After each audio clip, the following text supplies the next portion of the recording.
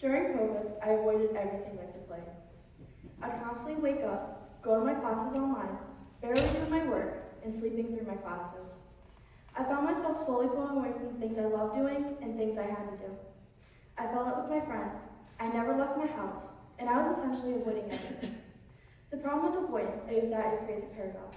This limits our motivation and pushes our priorities to the side. This can worsen anxiety. This is called the avoidance paradox. So, what is the avoidance paradox? Well, the more we try to avoid something, the more space it takes up in our mind. Imagine the avoidance paradox as a pit you have fallen into. You tell yourself you need to get out over and over again, but you do nothing to help yourself get out from it. Essentially, we use avoidance to cope, thinking if we push our problems to the side, they'll just disappear. The problem with this is that our fears are never faced. Personally, I used to do this with my schoolwork during COVID. I constantly push off tasks we did in class, thinking I could do them after class or at a different time. Avoidance only put me in a deeper pit, because when work built up more and more, I became more anxious and more stressed than I already was. So, how do you realize you're in the avoidance paradox? Well, symptoms are the same as whatever anxiety disorder you struggle with. For example, say you have social anxiety. A few common symptoms are things such as rapid heart rate, trembling, sweating, blushing, and nausea, which can cause more problems such as long-term suffering, low self-esteem, PTSD, and depression.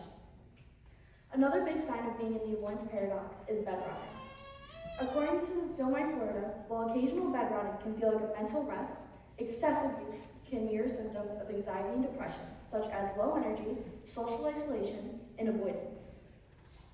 Another big issue within the avoidance paradox is being scared of changes and how our priorities change because of fear. According to OK Talk, a counseling center in the United Kingdom, it states, avoidance can often feel like a protective shield. We avoid situations, decisions, and changes because they seem too overwhelming or too painful to confront. The fear we have can control all these different aspects in our lives, making life harder on ourselves and our anxiety worse.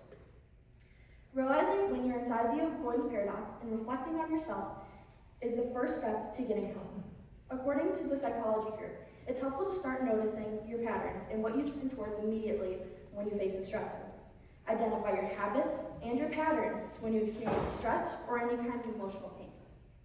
After knowing your symptoms and just how badly the avoidance paradox has impacted your life, the next step is to get help. But before getting help, you need to want the help. Avoiding seeking help often stems from fear, feeling like a burden or not knowing where to start. But there are also more factors that play into this situation, such as pride and self-sufficiency, fear of rejection, or not knowing where to turn. So, what do you do about it? Well, Marietta Counseling Center says, once you understand your barriers to asking for help, the next step is to overcome them. You are in charge of getting yourself help and overcoming obstacles. It's a big part of life that you must face. Once you understand your barriers to asking for help, then resources are available, like counseling and therapy, including cognitive behavior therapy, acceptance and commitment therapy, and exposure therapy. But there are also ways to help yourself, such as mindfulness and grounding techniques, taking small steps, and breaking down tasks. I know I have grown from the avoidance paradox and was able to climb out of the pit that I was in. It took a lot of time.